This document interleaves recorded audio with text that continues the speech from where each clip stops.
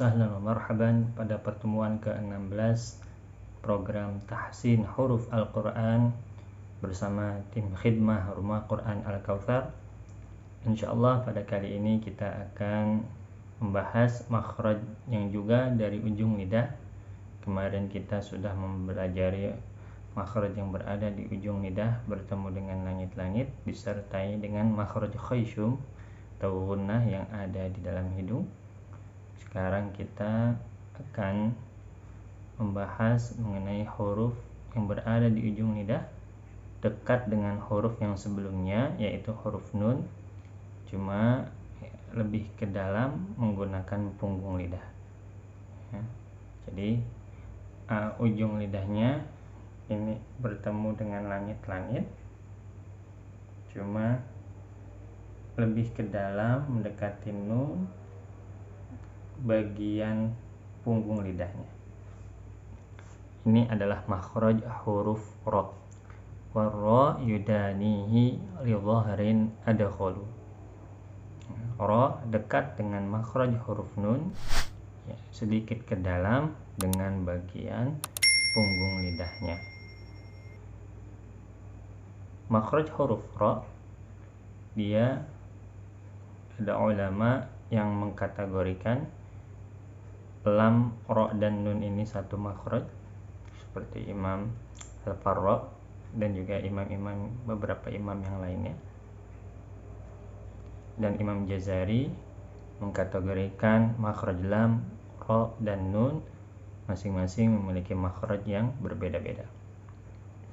Adapun sifat-sifat yang dimiliki huruf ra, yang pertama adalah jahar. Ketika melafalkan huruf ra, suara jelas, tidak disertai banyak nafas yang keluar dari mulut. Ro, ri, ru, bar, bir, bur. Tidak disertai dengan banyak nafas yang keluar yang membuat suaranya tidak terlalu jelas. Ro, ri, dru, bar, bir, bur. Nah, ini adalah contoh yang kurang tepat.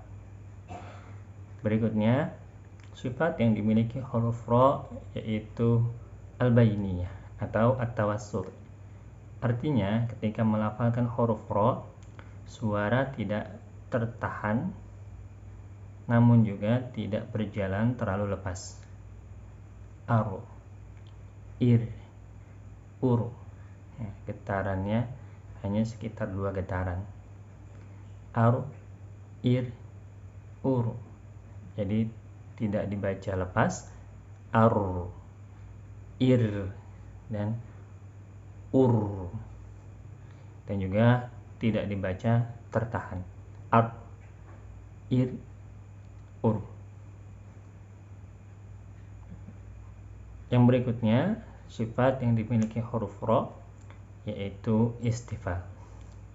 Artinya, ketika melafalkan huruf ra ini, suara mengarah ke bawah, tidak mengarah ke atas yang bertemu dengan langit-langit. Tapi karena dia berasal di ujung lidah, maka suara langsung keluar. Ro, ri, ru, tidak menuju ke atas, tidak menuju ke mundur lagi ke langit-langit. Tidak dibaca.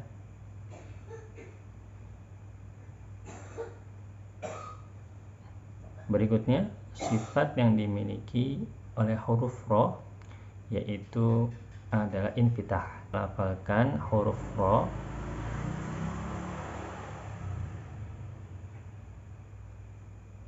suara mulut terbuka. Ro tidak mengurung. Ro, tapi ro, ri, ru, bar, bir, bur. Berikutnya, sifat yang dimiliki huruf ra adalah al-inhiraf, yaitu suaranya sedikit bergeser. Nah, ada yang mengartikan bergeser ini hanya suaranya saja. Jadi yang seharusnya suara itu melewati jalan ya, yang berada di lidah, ketika sampai di ujung lidah, ya, karena lidahnya mengembang ketika melakukan huruf ro ke langit-langit, akhirnya hanya ada sedikit celah di tengah yang membuat udara ataupun suara yang tadinya banyak lewat, ya, banyak lewat dari kanan, kiri, dan tengah, ya, mengerucut melewati ruangan lidah yang mengembang, ruangan kosong yang ada di tengah, ya, ujung lidah, yang membuat ketika suaranya, ya, berjalan ataupun mendorong, membuka lidahnya sedikit lalu menutup lagi, membuka menutup lagi.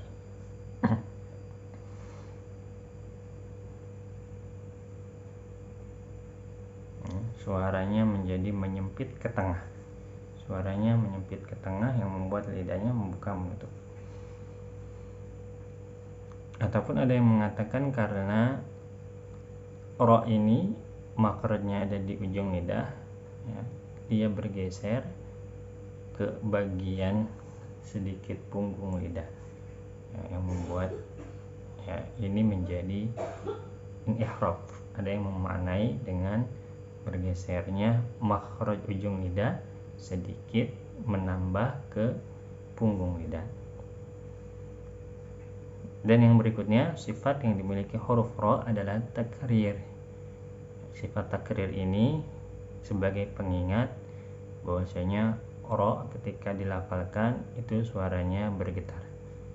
Namun bukan berarti getaran ini harus, ya, digetarkan secara berlebihan ataupun digetarkan dengan getaran yang banyak.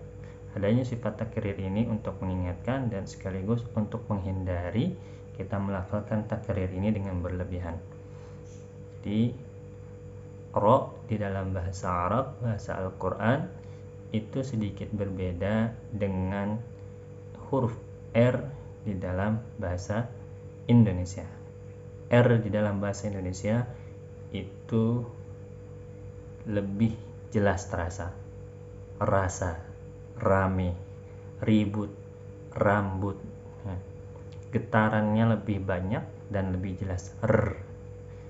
Tapi kalau ro bahasa Arab getarannya lebih, ya, bergetar tidak terlalu, ya,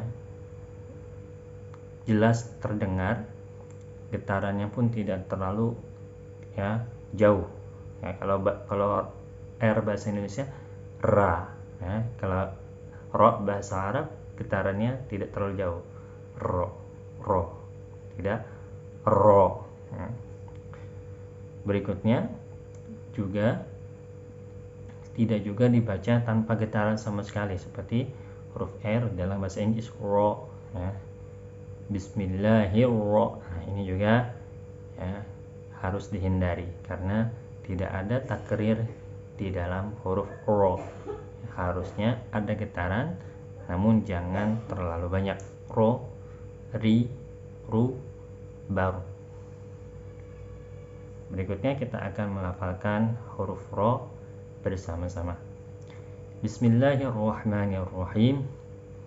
Yang harus diingatkan ketika fathah dan dhammah, ya, atau sukun sebelumnya fathah atau dhammah, ini dibaca tebal pada umumnya. Dan apabila ro-nya kasroh atau ro-nya dalam keadaan imalah, re, ro-nya dibaca tarqiq atau tipis. Atau ro-nya sukun sebelumnya kasroh atau sukun sebelumnya kasroh, ini juga dibaca pada umumnya adalah tipis. Dan ada rinciannya, insya Allah jika ada kesempatan akan dijelaskan lagi. Ro, ri, ru, ro, ri, ru, baru, bir, buru, ar-Rahman, ar-ro, irri, urru, bar, bir, bur, rom, ro, rim, ri, rum, ru, ror, ro, rir, ri, rur, ru,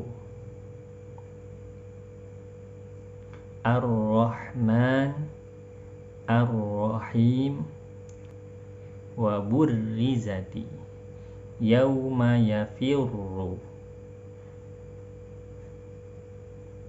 limanir tadalahum fir'auna wa thamud ruziqu, dan lain sebagainya. Kesalahan yang sering terjadi ketika melafalkan huruf ro, yang pertama adalah ro dibaca tanpa takrir atau terlalu banyak takrir, ya. Terlalu banyak mengulang per, atau tidak ada takrir, tidak ada getarannya, ya. Yang benar adalah penyebutan ro yang sempurna, yang fasih, pertengahan antara R Indonesia dengan huruf R bahasa Inggris, ya. Ro, ri, ru, bukan ro, bukan juga ro, ya. Tapi ro, ri, ru. Kalau ro-nya bertasydid di akhir, maka ya, harus lebih lagi, ya, takrirnya untuk tidak terlalu dijelaskan, namun ditekan nadanya, ya mustaqir, mustamir, ya. Al-Qamaru, kalau yang tanpa tasydid, ro-nya tidak ditekan nadanya atau nabro. Tapi kalau ro-nya bertasydid, dia, ya, diharuskan untuk membedakan dengan ro yang tanpa tasydid, itu ditekan nadanya. Allahu a'lam bishawab. Kesalahan yang kedua yang sering terjadi adalah melafalkan huruf ro, ya, terputus.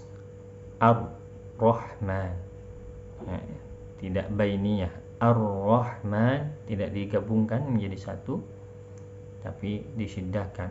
Ar-Rahman, ya. Nah, ini juga yang harus kita hindari. Yang berikutnya adalah membaca huruf ro bertasydid tidak sesuai dengan ketentuan harokatnya. Nah, misalkan ro bertasydid, ro-nya berharokat fathah, seharusnya, ya, meskipun dia bertasydid, walaupun sebelumnya misalkan ada huruf kasroh, tapi karena sudah diidghamkan, ya, dua ro menjadi satu ro yang bertasydid, maka harus mengikuti harokat apa yang ada pada tasydid itu, atau harokat di huruf ro yang kedua. Misalkan yafirru, nah berarti huruf ro yang kedua adalah dhammah, walaupun ro yang pertama adalah sukun. Firru, maka jangan dibaca tipis. Yafirru itu adalah contoh yang kurang tepat, harusnya dibaca tebal. Yafirru, ya, huruf yang hukum yang diidghamkan, yang diambil adalah huruf yang nomor 2, ya. Jadi kaidah kalau ada huruf yang dijadikan satu menjadi idgham, maka huruf yang pertama sifatnya sudah dihilangkan, ya, digabungkan menjadi huruf yang kedua. Ya. Waburri, bukan waburri, karena ro bertasydidnya berharokat kasroh. Itu saja mungkin yang bisa saya sampaikan. Semoga bermanfaat. Kurang dan lebihnya saya mohon maaf. Hadanallahu wa iyyakum ajma'in. Assalamualaikum warahmatullahi wabarakatuh.